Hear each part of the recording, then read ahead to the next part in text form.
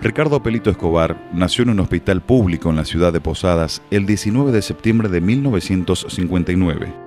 De familia humilde, sus primeros años de vida transcurrieron en el conocido barrio Tiro Federal de la ciudad capital. Su padre era albañil y su madre se dedicaba a la crianza de sus 3 hijos, Elsa, Héctor y Ricardo. Pelito comienza su militancia a los 13 años de edad, integrando junto a otros compañeros la Unión de Estudiantes Secundarios de Misiones, donde reafirma su identidad peronista, algo que ya venía de tradición familiar. El peronismo estaba proscripto en la Argentina y su líder estaba exiliado en la ciudad de Madrid, España, desde donde condujo a sus militantes peronistas a la lucha por la liberación y por la democracia de nuestro país por casi 17 años. Que desde muy chico nosotros escuchábamos en la mesa familiar, ¿viste? Que ella hablaba con mi papá, que hablaba de un tal Perón, que alguna vez iba a volver. El entonces presidente general Alejandro Lanusse decide restaurar la democracia institucional en el país y convoca elecciones en el año 1973.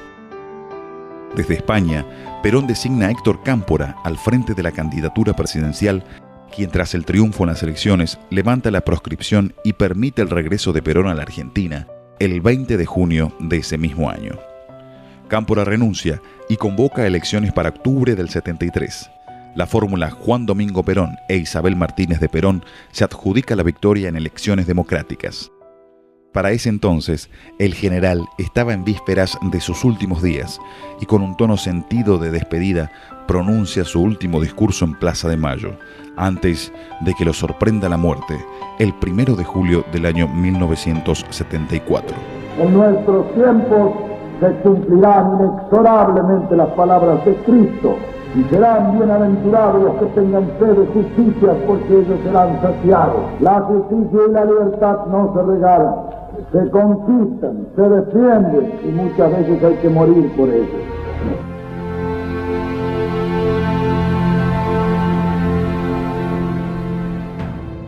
La presidencia de Isabel Martínez de Perón estuvo signada por enfrentamientos abiertos entre civiles y políticos. La lucha violenta y la falta de liderazgo fueron utilizadas como excusas por las Fuerzas Armadas, que derrocaron a la presidenta el 24 de marzo de 1976. Comunica a la población que a partir de la fecha el país se encuentra bajo el control operacional de la Junta Militar. Comienza en la Argentina una nueva etapa militar, denominado Proceso de Reorganización Nacional, la época más sangrienta de la historia argentina. Se caracterizó por el terrorismo de Estado, persecuciones políticas, violación de derechos humanos, desaparición y muerte de miles de personas, robo de recién nacidos y crímenes de lesa humanidad.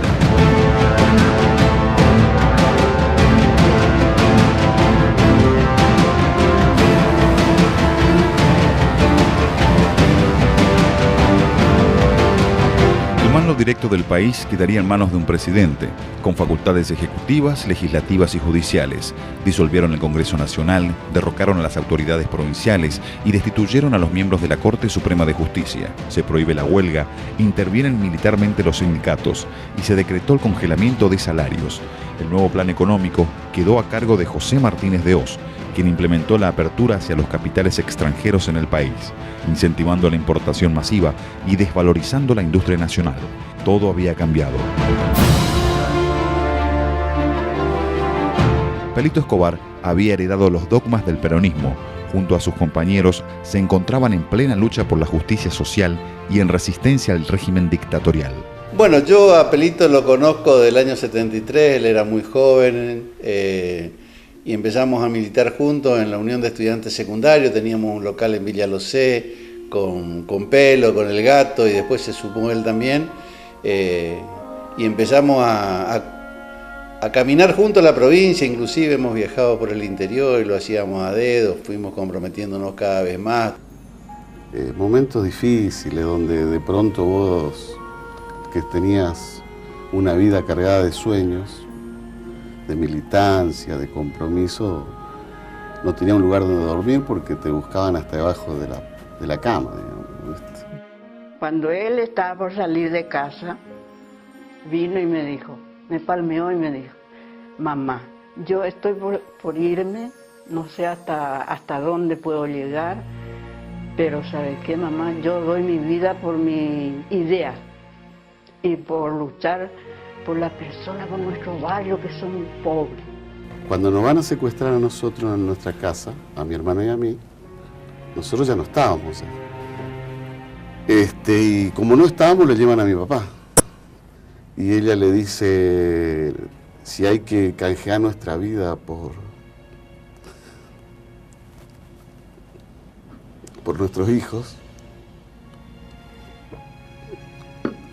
no vaya a dudar de eso. No vaya a dudar de eso. El 23 de octubre de 1976, finalmente Pelito cae detenido por las fuerzas militares. En principio, fue alojado en el penal de Candelaria. Durante 7 meses estuvo bajo la condición de desaparecido. En 1977 lo trasladan a una cárcel en Resistencia, Chaco, junto a otros compañeros. Estaban alojados en celdas de pequeñas dimensiones, donde resistían en las peores condiciones de vida el paso de los días. Para mí el recuerdo más cruel que tengo de la cárcel es cuando entre los que entraba Pelito también con 17 años. Durante todo el periodo de detención, Pelito fue trasladado a la cárcel de la Unidad 9, en La Plata, luego en Devoto, y tuvo un paso fugaz por el penal de Rawson. En un contexto absolutista basado en el terrorismo, los familiares y militantes formaban grupos por los que se intercambiaban información y unían sus voces en reclamo por el regreso de sus desaparecidos. Empezamos con una rutina de recorrer seccionales de policía, de recorrer la jefatura, los juzgados presentando habeas corpus.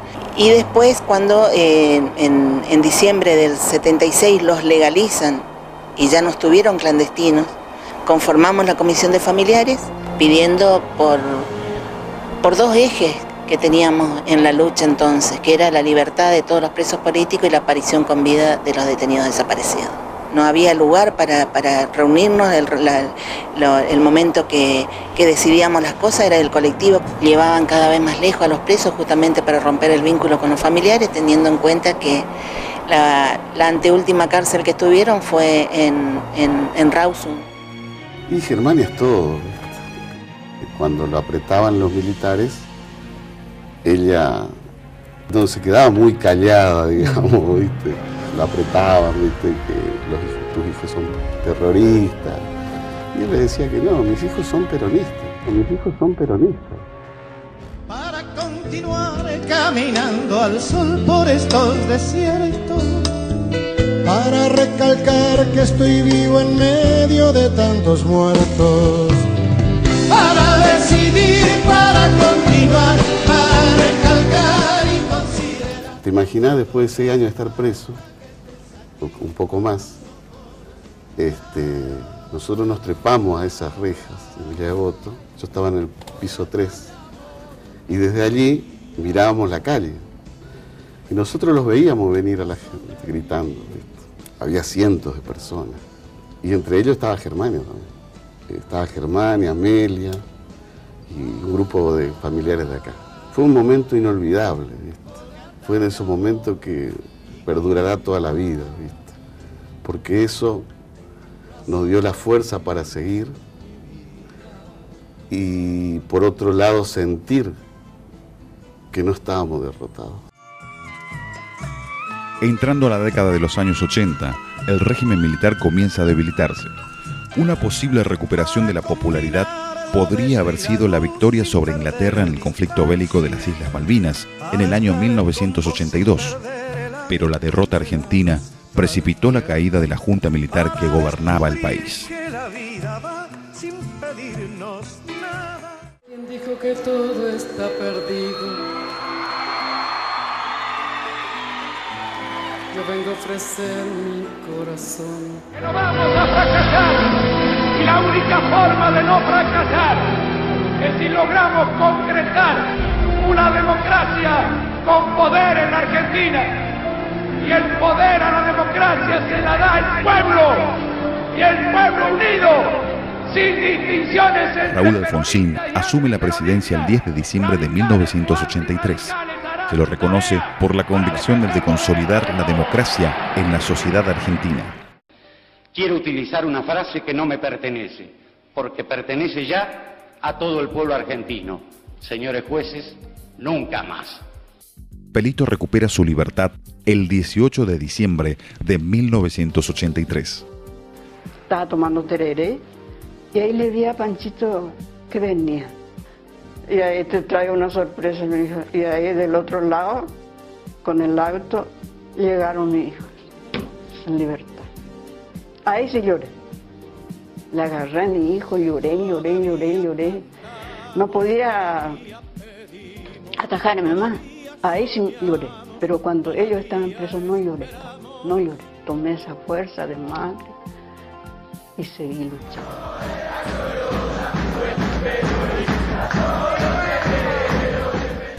Porque nuestra vida está vinculada justamente a la lucha histórica, sino que tiene un valor por el significado que tiene, que los sobrevivientes de aquellos tiempos, donde yo también soy parte, con mi hermano, todavía fuimos capaces, a propósito del legado que nos dejó no solamente los compañeros en su lucha, sino también nuestra propia madre, Germania.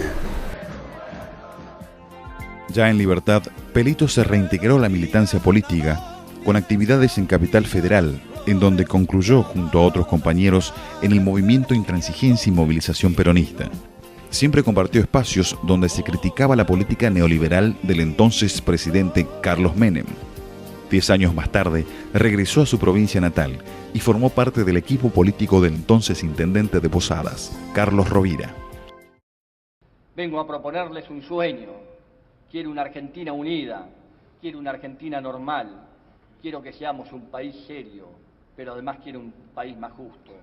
Néstor Kirchner lo que hace es patear el tablero político y poner en el centro de la escena nacional, y acá en la provincia lo hace Carlos Rovira, a la política como principal sujeto de transformación y de cambio. Como presidente de la Nación Argentina, vengo a pedir perdón del Estado Nacional por la vergüenza de haber callado durante 20 años de democracia. Néstor Kirchner creo que le devolvió la dignidad a la patria y a los militantes. En la interpretación de ruptura de las estructuras partidarias existentes y el quiebre de confianza por parte de la gente, el entonces gobernador Carlos Rovira plantea un acuerdo político con Maurice Clos, quien hasta ese momento estaba al frente del radicalismo en Misiones. Tras este paso darán vida a un nuevo modelo político con expresión inclusiva y misionerista, el Frente Renovador.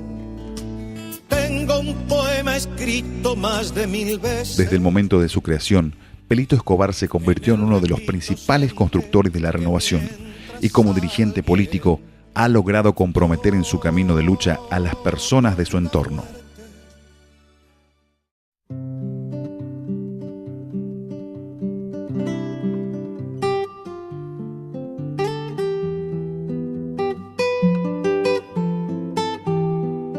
Un libro por momentos muy tierno, otras tantas duro y absolutamente necesario, que cumple con el mandato de la conciencia y el corazón de hablar por todos los que ya no pueden hacerlo. Sembrar la memoria para que entre en la historia, para que todos conozcamos a aquellos chicos de miradas llenas de futuro que quedaron chicos para siempre, a aquellos jóvenes, padres que murieron luchando, cuyos hijos ya los doblan en edad. Recordarlos, es decir, volver a pasarlos por el corazón, traerlos, llevarlos siempre con nosotros, con un orgullo que los verdugos y sus amanuenses jamás podrán lucir. Que nos pega en el pecho, que si vamos cantando no podrán detenernos. Que tu voz la levante, que la suelte en el viento y que suene a victoria cuando rompa el silencio. Que tu voz la levante, que la suelte en el viento y que suene a victoria cuando rompa el silencio. La canción es simiente es de barro y de cielo, es semilla y espiga, es futuro y recuerdo. La canción es urgente, viene y va compartiendo con dolor y alegría el mismísimo sueño.